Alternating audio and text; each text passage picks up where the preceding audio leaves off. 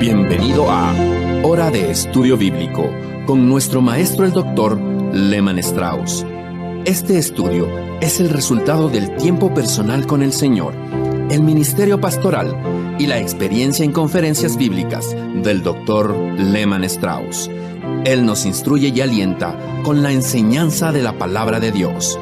Ahora, el Dr. Strauss. Gracias una vez más por sintonizar Hora de Estudio Bíblico. Antes de considerar la palabra del Señor, vamos a buscar al Señor de la palabra en oración. Padre amoroso y misericordioso, te agradecemos por el privilegio de emitir tu santa palabra. Te agradecemos, Señor, por cada estación de radio que emite este programa, especialmente las emisoras operadas por tus hijos que anhelan hacer conocer tu santa voluntad. Oramos para que suplas sus necesidades, para que el ministerio radial continúe siendo una bendición para miles y millones de personas alrededor del mundo. Ahora, Padre, oramos por una bendición especial para estos momentos que pasaremos juntos alrededor de tu palabra. Oramos para que cada oyente reciba un beneficio espiritual en esta hora, en este tiempo. Y si alguno de ellos todavía no es salvo, que hoy pueda llegar a ser un gran día de salvación para cada uno de ellos. Oramos también por tus hijos, que este día sea de bendición y fortaleza, que ellos puedan ser alimentados por tu santa palabra. Y Señor, ayúdame a mí para decir lo correcto en la forma correcta.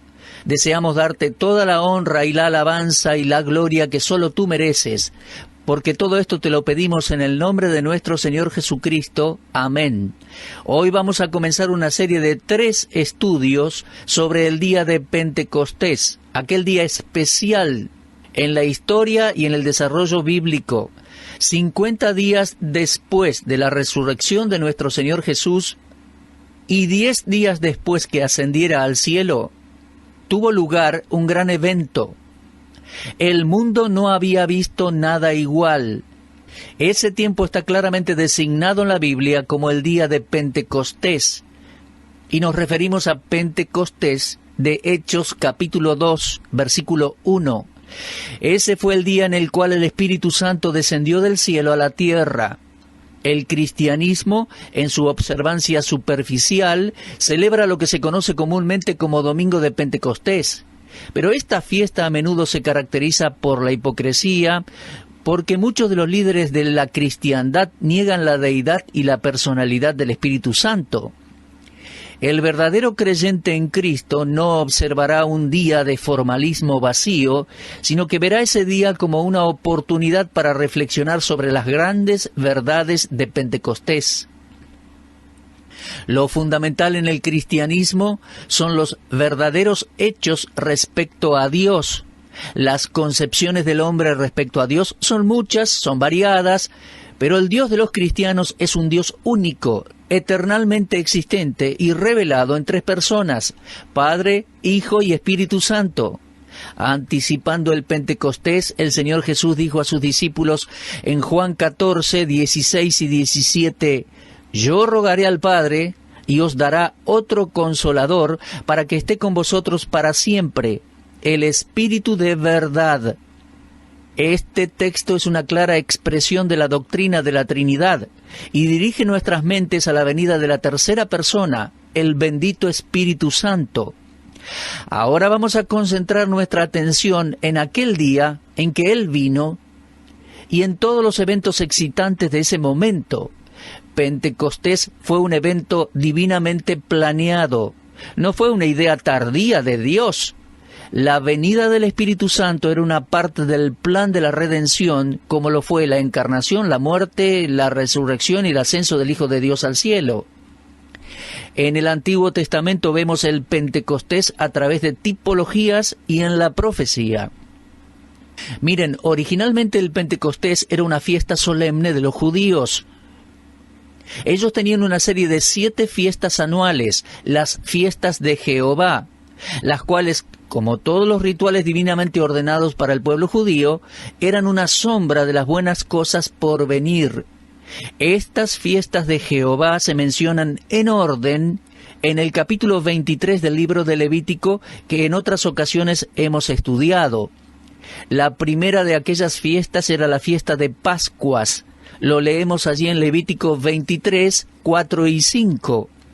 Estas son las fiestas solemnes de Jehová, las convocaciones santas, a las cuales convocaréis en sus tiempos, en el mes primero, a los 14 de días del mes, entre las 2 tardes, Pascua es de Jehová.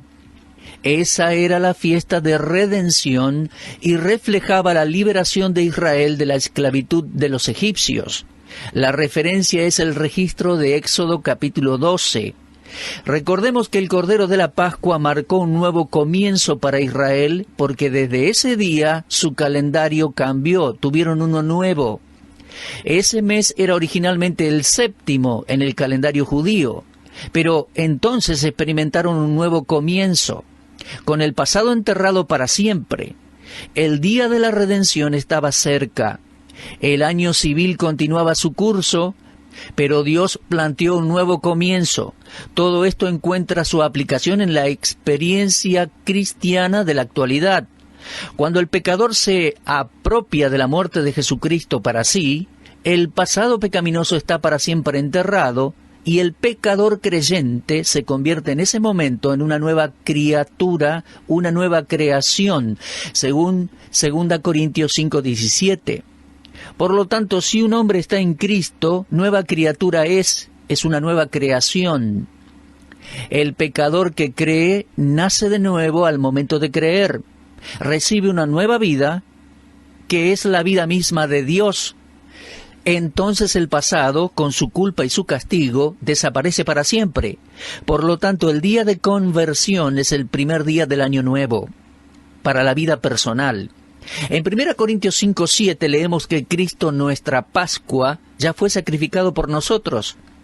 Muchas veces en reuniones evangelísticas el que preside pregunta por testimonios y puede decir que no desea testimonios largos, sino que quiere que comparta dónde nació la primera vez y dónde nació la segunda vez y cuándo. De modo que aún eso nos muestra que el segundo nacimiento es un nuevo comienzo. El pecador que cree comienza a vivir cuando nace de nuevo. Por lo tanto, ese mes, allá en Éxodo 12, cambió el calendario de Israel. Era el mes 7º, pero Dios lo puso en primer lugar. Ahora, vamos a continuar con las fiestas judías.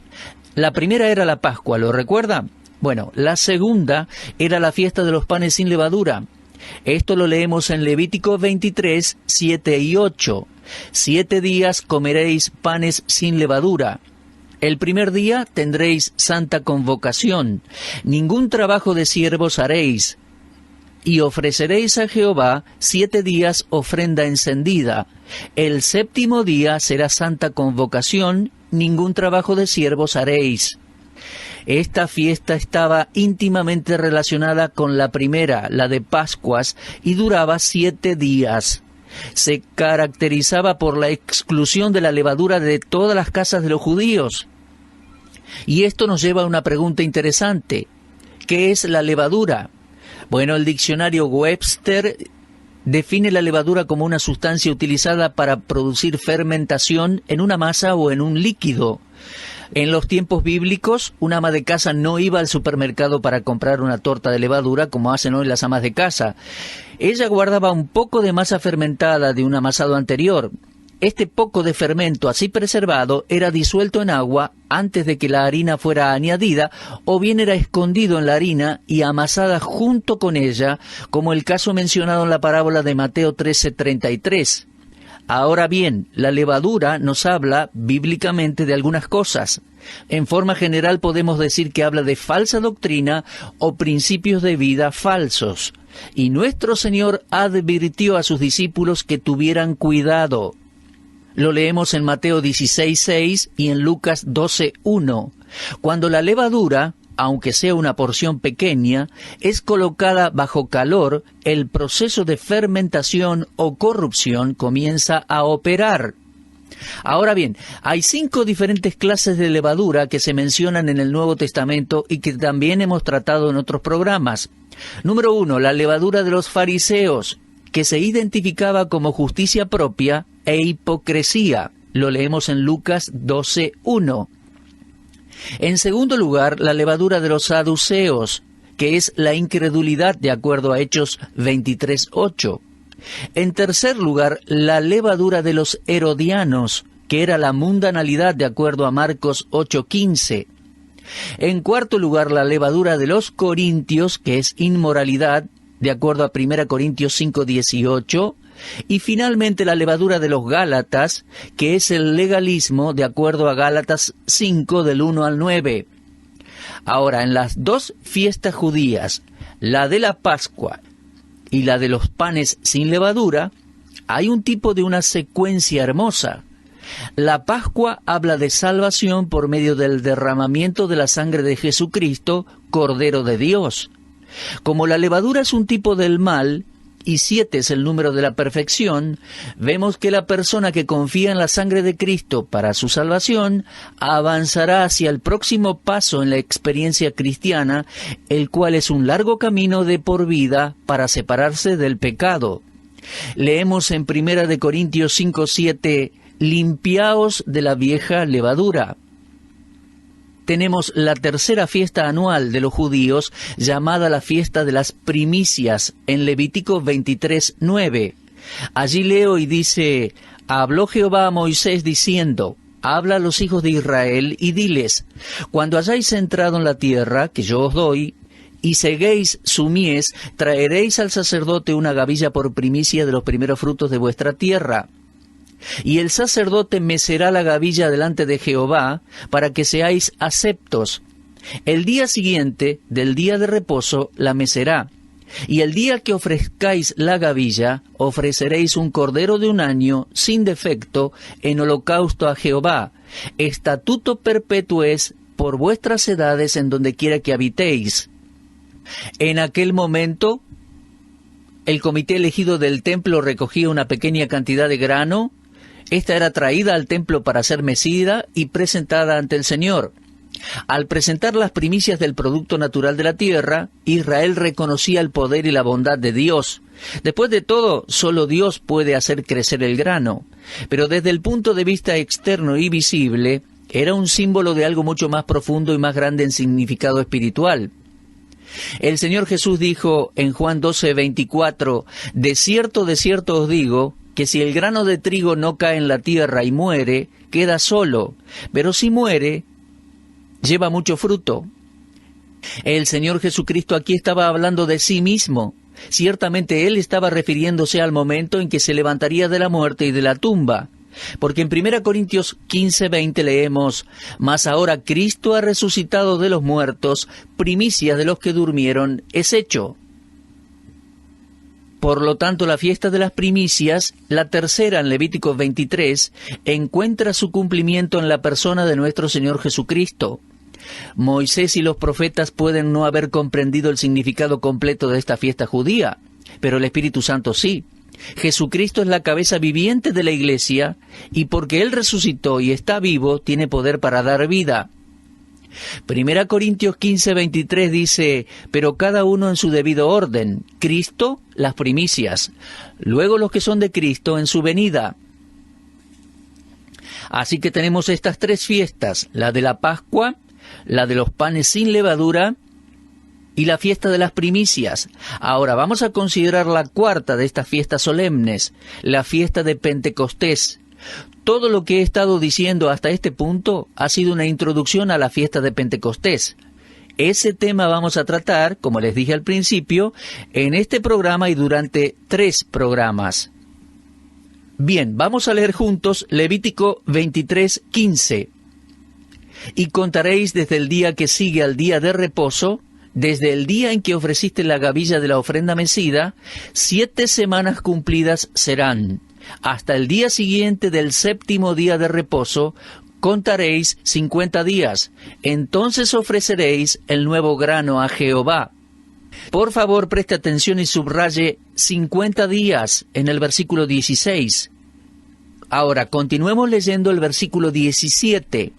De vuestras habitaciones traeréis 2 panes para ofrenda mecida, que serán de 2 décimas de efa de flor de harina, cocidas con levadura, como primicias para Jehová. Y vamos a leer desde versículo 18 hasta el 21. Ofreceréis con el pan 7 corderos de un año sin defecto, 1 becerro de la vacada y 2 carneros, serán holocausto a Jehová con su ofrenda y sus libaciones. Ofrenda encendida de olor grato para Jehová.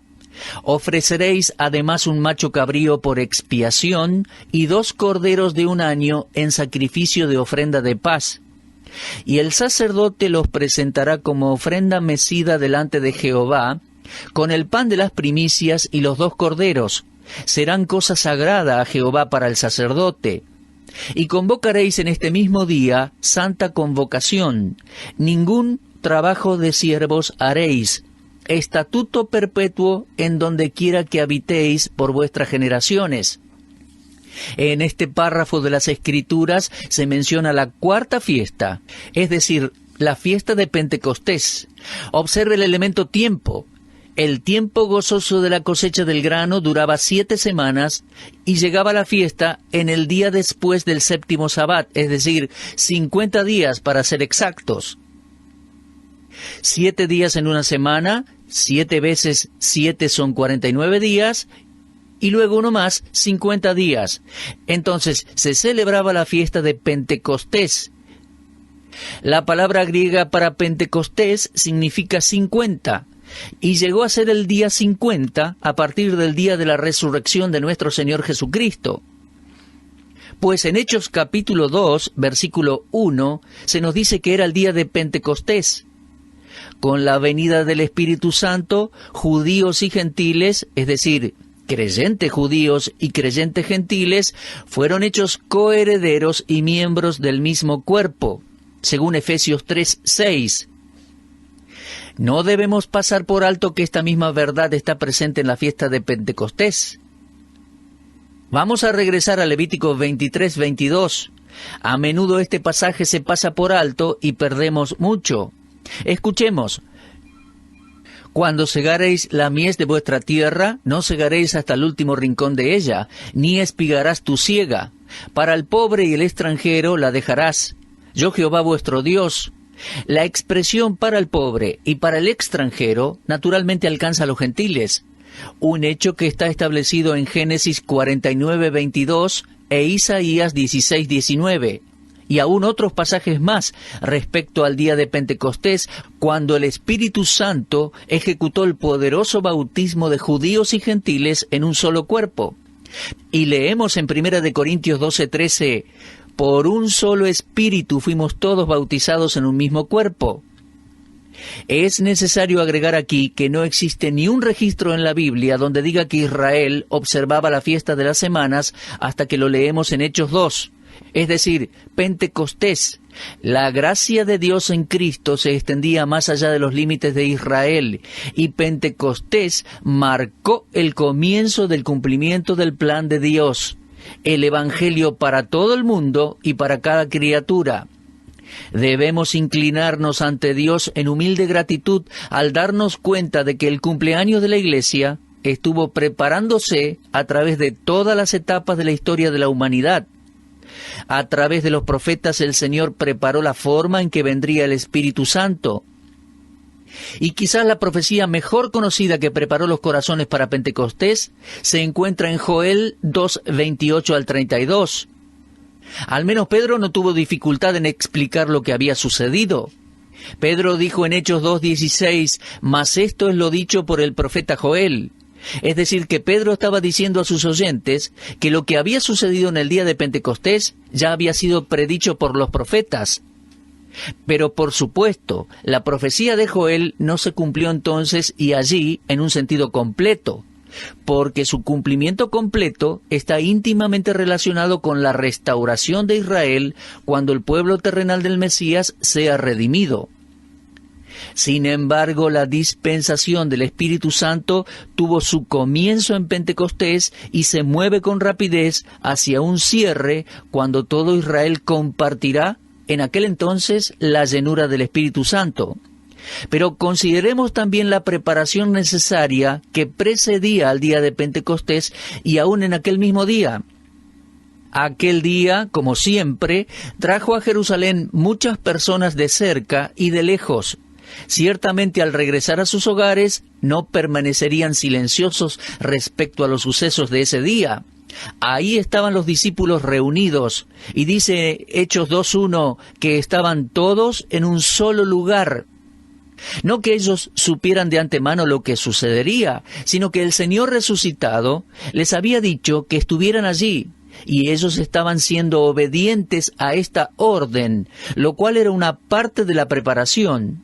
Y sus corazones estaban también siendo preparados para que los 10 días de espera no fueran inactivos, sino que estuvieran en oración y súplica. Pienso que si ahora tuviéramos esos 10 días, lo pasaríamos haciendo cosas sin importancia. Por ejemplo, estaríamos perdiendo el tiempo enfrente del televisor, mirando programas que no son edificantes. Pero los discípulos pasaron esos 10 días en una espera de oración. Todo estaba listo para el plan de Dios. La enseñanza de nuestro Señor Jesucristo cuando estuvo aquí en la tierra había preparado el camino para Pentecostés. Vamos a leer lo que Él dijo en Lucas 11:33. Pero si pues vosotros siendo malos sabéis dar buenas dádivas a sus hijos, ¿cuánto más vuestro Padre Celestial dará el Espíritu Santo a los que se lo pidan? Cuando Jesús hizo este comentario, el Espíritu Santo aún no había venido. Ellos estaban orando por Él y por su venida. También nuestro Señor prometió en Juan 14:26 con estas palabras: Mas el Consolador, el Espíritu Santo, a quien el Padre enviará en mi nombre, Él os enseñará todas las cosas, y os recordará todo lo que yo os he dicho. Es que el ascenso de Jesucristo de nuevo al Padre no significaba que el esfuerzo de Dios para salvar a los hombres había llegado a su fin. Eso hubiese sido una obra no terminada. Pero el Espíritu Santo vendría en lugar del Hijo para continuar la obra. Pentecostés no tomó a los discípulos por sorpresa. El Señor Jesús los había preparado para la venida del Espíritu Santo. Para los judíos, Pentecostés también fue el tiempo en que tenían la obligación de recordar la ley del Sinaí. De manera que Pentecostés también era el aniversario de la ley, haciendo posible la salvación tanto para judíos como para gentiles. Bueno, mis queridos amigos, nuestro tiempo ha terminado por hoy. Este fue el primer programa de esta serie sobre Pentecostés, el día especial en Hechos 2, donde por primera vez descendió el Espíritu Santo. Ponemos un punto y seguido, y en nuestro próximo programa vamos a continuar. Observe Levítico 23, las fiestas, y lea allí en Hechos 2. Si Dios quiere, nos volvemos a encontrar. Estaré de regreso a la misma hora y en este mismo punto del dial. Y hasta entonces, fortalézcanse mirando al Señor. Usted estuvo escuchando Hora de Estudio Bíblico con el maestro el doctor Lehman Strauss. Si desea escuchar una vez más este mensaje, visite nuestra página en la internet www.bbnradio.org. Le dejamos la invitación para que el día de mañana nos acompañe aquí, en este mismo horario y punto del dial. Hora de Estudio Bíblico es una producción de BBN.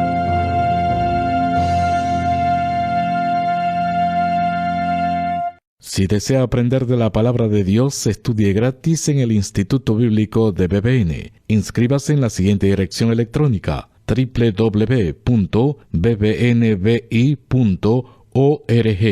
Elija el lugar y el horario que más le conviene. Seleccione cualquiera de los cursos disponibles en el Instituto Bíblico de BBN. Muchas gracias.